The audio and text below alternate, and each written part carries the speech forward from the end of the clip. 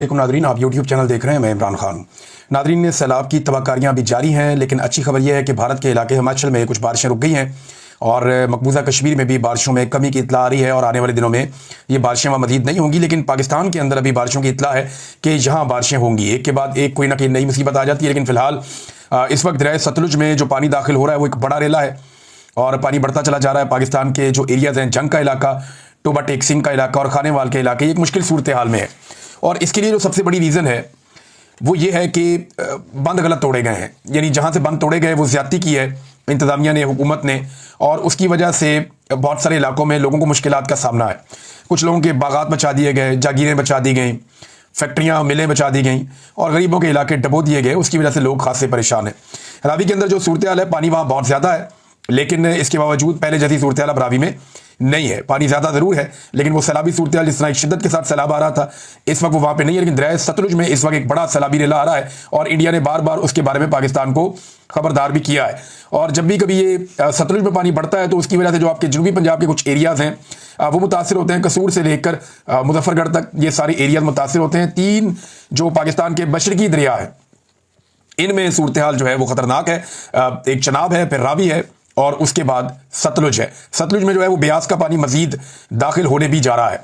अब तक जो पाकिस्तान के सरकारी आदादोशुमार हैं उनके मुताबिक 4000 से ज़्यादा आबादियां या गांव देहात जो हैं वो पानी के नीचे चले गए हैं, वो डूब गए हैं।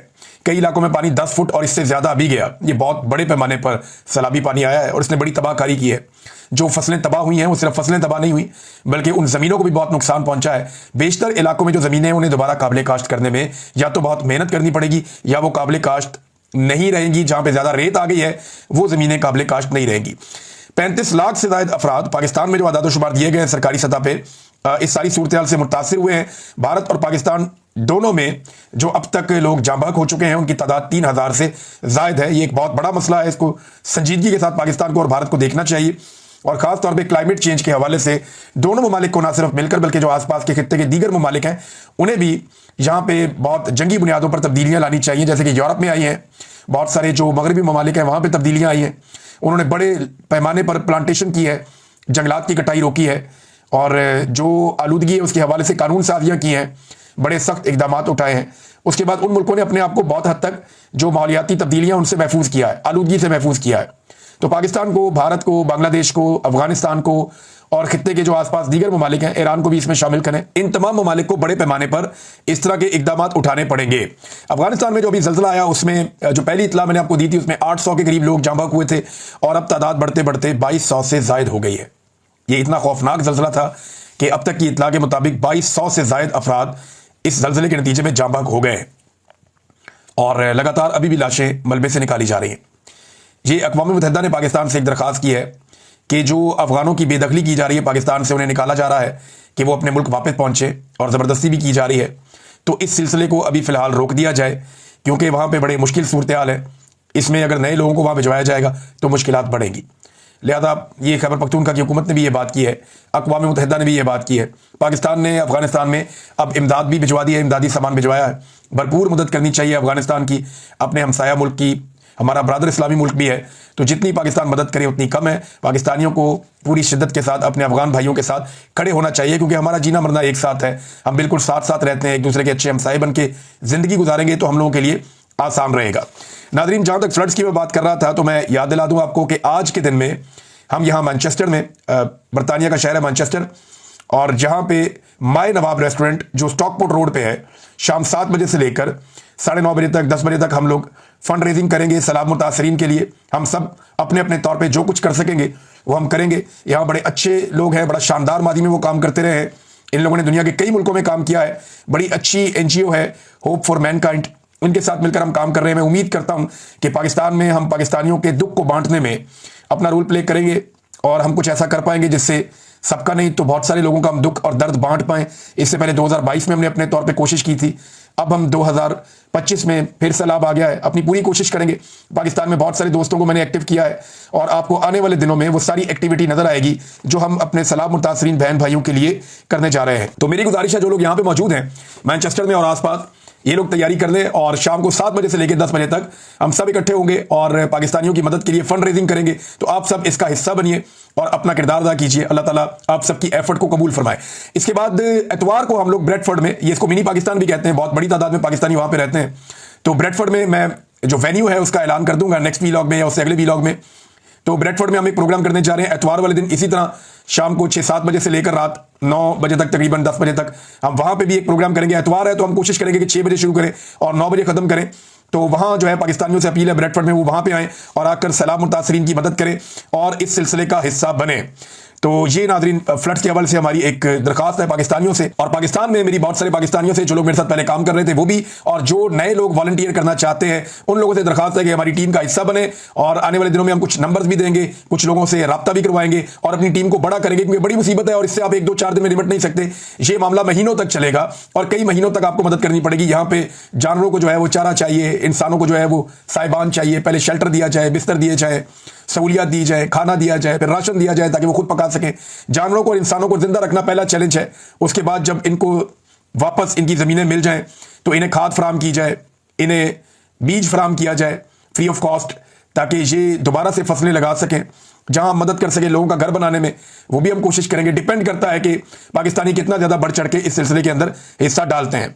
नाज़रीन, इलेक्शन कमीशन ऑफ पाकिस्तान ने पंजाब के जो 9 हल्कों में ज़िमनी इलेक्शन होने जा रहा था उसको रोक दिया है, और उसकी एक बड़ी वजह यह भी बताई जा रही है कि पाकिस्तान तहरीक इंसाफ ने वहां पे बाइकआउट कर दिया था। अब क्योंकि बाइकआउट है तो इसकी वजह से वहां पे वैसे भी बाइकआउट के बाद इलेक्शन तो रहा ही नहीं, अब तो वन साइडेड इलेक्शन है।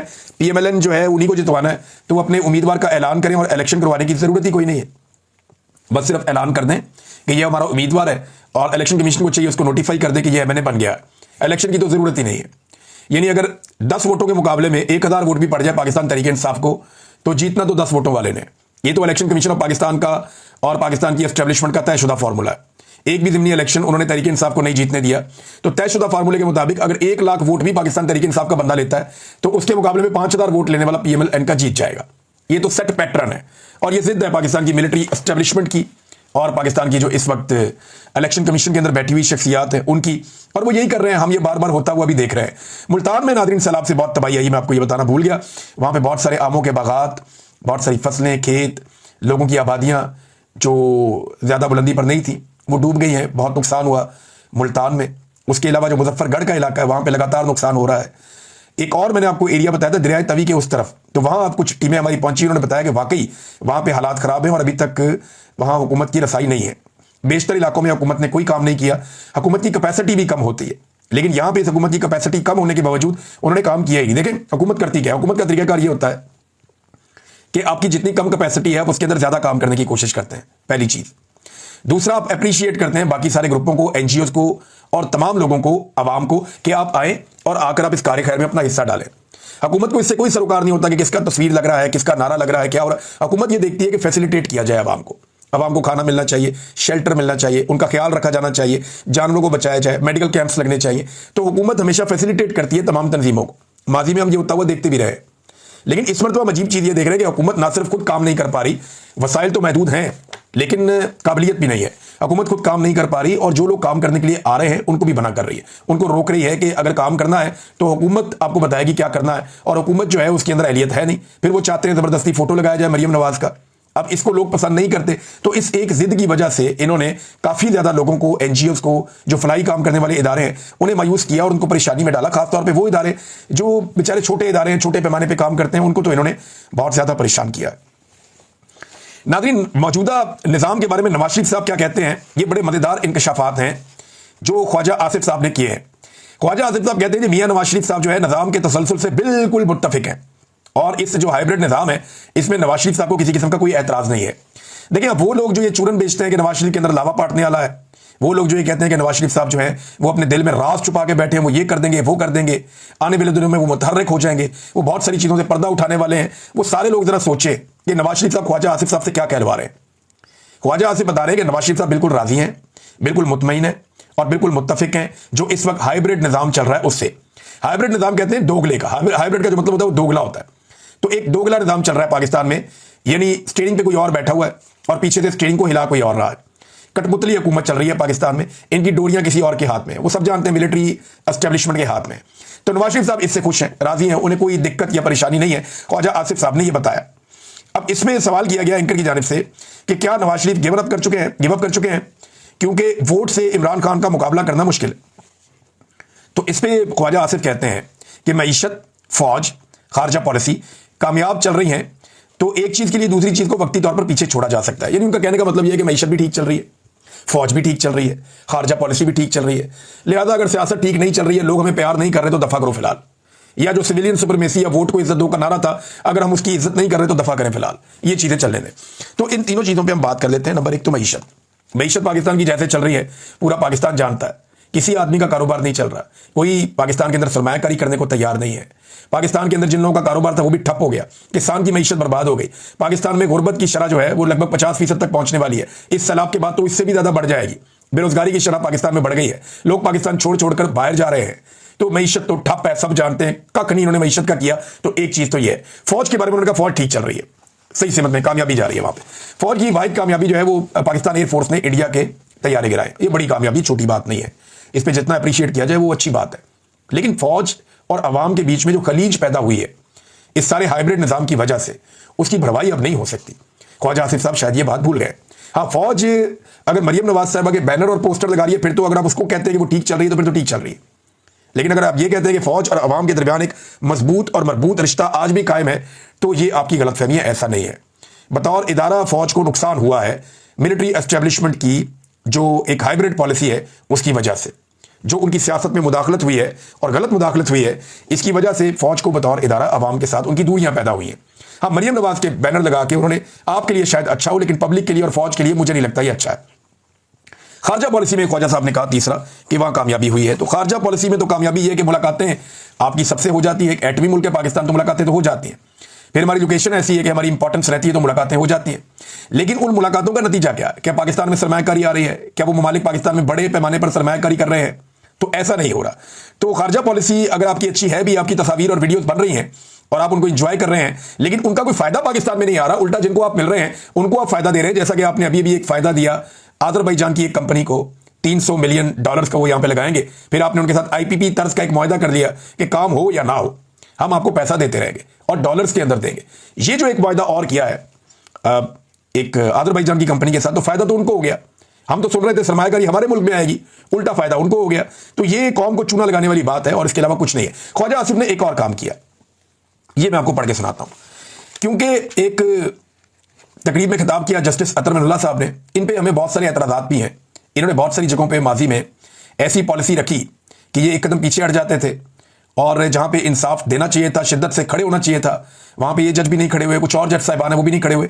और आज वो सारे जज साहिबान पछता रहे हैं कि अगर ये उस वक्त खड़े हो जाते तो आज अदलिया की ये दुर्घटना बनती, ये हालत ना होती। तो उन्होंने जो तकरीर की अतर मिनुल्लाह साहब ने, उन्होंने उस तकरीर में ज्यादातर टाइम दो जगह पे तनकीद की। एक उन्होंने एस्टेब्लिशमेंट पे तनकीद की, दूसरा उन्होंने अदलिया पे तनकीद की कि अदलिया अपना काम नहीं कर पा रही, इंसाफ नहीं दे पा रही। उन्होंने अपने ही इदारे के ऊपर बार बार तनकीद की। और दूसरा एस्टेब्लिशमेंट पे जिस तरह वो बातें कर रहे थे, तो एस्टेब्लिशमेंट पे एक तनकीद थी, जैसे मुल्क के साथ जो कुछ इन्होंने माजी में किया, तो उनकी सारी तनकीद एस्टेब्लिशमेंट और अदलिया पे थी। लेकिन ख्वाजा आसिफ साहब ने यहां पे देखें ट्वीट में क्या लिखा। अतर मिनुल्लाह को जस्टिस भी नहीं लिखा, साहब भी नहीं लिखा। अतर मिनुल्लाह को ये फरमाने से पहले माजी को याद रखना चाहिए, एक वर्दी वाले जनरल मुशर्रफ की सदारत में वजीर कानून थे, मार्शल लॉ था, डिक्लेयर्ड था।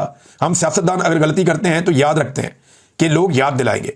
जब ये बड़े ओहदों पर फायद अशखास माजी की सहूलत का इस्तेमाल करके भूल जाते हैं, तो मैं सिर्फ इतना कहूंगा कि ये शख्स कोई शर्म करे, कोई हया करे। बात यह है कि अतर मिनुल्लाह साहब ने माजी में जो किया वो तो अपनी जगह पे, ख्वाजा साहब आपके वालिद भी तो उसी कैबिनेट का हिस्सा थे जो एक डिक्टेटर की थी। तो सबने कहीं ना कहीं कोई ना कोई गलत काम किया है। पाकिस्तान में फौज ने कंट्रोल ही इतना ज्यादा रखा कि कभी ना कभी सारे उनके बनाए हुए एक सिस्टम का हिस्सा रहे या उसके करीब से गुजरे या उसके मुताबिक चीजें सोचते रहे। लेकिन ज्यादातर लोगों को समझ आई, जब किसी को समझ आई तो फिर उसने सही रास्ता इख्तियार किया।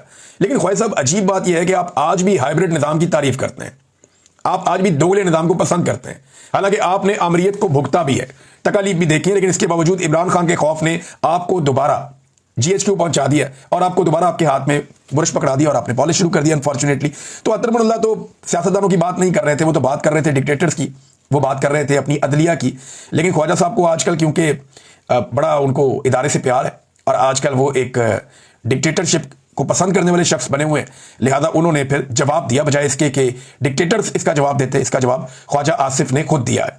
नाज़रीन, चीनी में किस किसने पैसा कमाया है, बड़ी इंटरेस्टिंग एक रिपोर्ट आई है मेरे पास। इसमें जो चीनी पाकिस्तान से बाहर एक्सपोर्ट की गई उसमें सबसे ज्यादा पैसा जो कमाया वो शरीफ खानदान ने कमाया। ये हमजा शहबाज, नुसरत शहबाज और सलमान शहबाज, ये शहबाज शरीफ के बच्चे और बीवी हैं। ये जो चीनी एक्सपोर्ट की गई, इनकी शुगर मिल ने 2 अरब 41 करोड़ रुपए से जायद मालियत की चीनी जो है वो एक्सपोर्ट की थी। अच्छा जी, इसके बाद हमजा शहबाज, नुसरत शहबाज की एक और अल अरेबिया शुगर मिल है, वहां से भी शुगर एक्सपोर्ट हुई थी और इन्होंने 1 अरब और 20 करोड़ रुपए की शुगर एक और एक्सपोर्ट की। देखें कितना पैसा बनाया। नवाज शरीफ और शहबाज शरीफ के भतीजे हैं और ये इनके एक भाई होते थे मियां साहब के, अब्बास शरीफ साहब, उनके 2 बेटे हैं। उनकी एक मिल है चौधरी शुगर मिल और इस शुगर मिल ने 1 अरब 49 करोड़ रुपए की चीनी एक्सपोर्ट की है। सारा फायदा इनके अपने खानदानों के पास। जरदारी साहब के ओमनी ग्रुप के एक दोस्त हैं ख्वाजा अब्दुल गनी मजीद, ये टंडुवाला यार्ड शुगर मिल से इन्होंने जो 91 करोड़ 70 लाख रुपए की चीनी जो है वो एक्सपोर्ट की थी। जरदारी साहब के एक और दोस्त हैं, इनका नाम है ज़का अशरफ। इनकी शुगर मिल ने 1 अरब 67 करोड़ रुपए मालियत की 11,317 मैट्रिक टन चीनी एक्सपोर्ट की है। ये अशरफ शुगर मिल इसका नाम है। चौधरी शुजात हुसैन, ये भी हुकूमत के करीबी लोग हैं, ताकतवर लोग हैं। अच्छा, इन्होंने चीनी लेकिन एक्सपोर्ट नहीं की इस अरसे में। मोनसलाई, इनकी मिल ने 3 अरब 33 करोड़ रुपए मालियत की 21,874 टन चीनी एक्सपोर्ट की है। ये मोनसलाई और मियां आमिर महमूद जो है ये इसमें पार्टनर है, तो खाली मोनसलाई ना समझे, मियां आमिर महमूद भी शामिल। और मियां आमिर महमूद जो है वो एक टीवी चैनल के मालिक भी हैं, तो उनकी जो रहीम यार खान शुगर मिल है ये वहां से जो है ये गई है। जहांगीर तरीन साहब की शुगर मिल्स जो हैं उन्होंने मजबूरी तौर पर 15 अरब रुपए मालियत की 99,000 टन चीनी एक्सपोर्ट की। देखिए सारे लोग हुकूमत का हिस्सा है, सारा गेम सियासतदानों ने डाला है और पैसा बनाया इन्होंने इसके अंदर। देख लें आप। नाज़रीन, मलिक रियाज का जो मॉल ऑफ इस्लामाबाद है उसको अभी नीलाम करने की तैयारी हो रही थी, मामला चला गया अदालत में। वहां पे मलिक रियाज के वकीलों ने, और वो आगे मलिक रियाज के वकील तो नहीं थे, वो जो उसके अंदर रहते हैं लोग जिनके पास वहां मलकियत है, उन्होंने आकर कहा जी हमने तो खरीदे हुए हैं, ये आप हमारे पे किस बात की सलाह दे रहे हैं हमें? अगर मलिक रियाज की चीजों को आपने काबू करना है तो बैरियर टाउन में बिलावल हाउस है, इस पे बड़े कहके लगे अदालत के अंदर। उन्होंने कहा जी उनके नाम पे जाके वो आप पकड़े और पकड़े उसको सेल कर दें, लेकिन बिलावल हाउस की तरफ कोई नहीं जाएगा। फिलहाल ये मामला जो है वो स्टे हो गया मेरे ख्याल में, और ये मामला भी आगे फिलहाल इस तरह नहीं बढ़ेगा। एक और खबर है नाज़रीन, छोटी सी, और खबर यह है कि सुन्नी इत्तेहाद कौंसिल के अभी तक, या वो पाकिस्तान तहरीक इंसाफ के हमायत याफ्ता जो उम्मीदवार थे उनमें से अभी तक 25 लोग ऐसे हैं जिन्होंने इस्तीफे नहीं दिए। यानी इमरान खान साहब ने कहा था कि इस्तीफे दे दो, लेकिन उन्होंने अभी तक इस्तीफे नहीं दिए। इनमें जो सलीम रहमान साहब हैं, सुहेल सुल्तान, मोहम्मद बशीर खान, मोहम्मद नवाज खान, मोहम्मद आतिफ, शेर अली अरबाब, जुल्फ़िकार अली, नसीम अली शाह, शेर अफजल खान, मोहम्मद मुबीन आरफ, उसामा अहम मेला और मोहम्मद मिकदाद अली खान, गुलाम मोहम्मद अली अफजल शाही, मोहम्मद सादुल्ला, उमर फारूक, मोहम्मद रियाज फतियाना, मोहम्मद महबूब सुल्तान, सरदार लतीफ़ खोसा और आयशा नज़ीर, मियाँ गौस मोहम्मद, मोहम्मद मुअज़्ज़म अली, फ़याद हुसैन, अंबर मजीद और ख्वाजा शराज, ये वो लोग हैं जिन्होंने अभी तक इमरान खान साहब के कहने के मुताबिक कायमा कमेटियों से इस्तीफे नहीं दिए। अब तक के लिए इतना ही। अपना ख्याल रखिएगा, अपने चैनल का भी।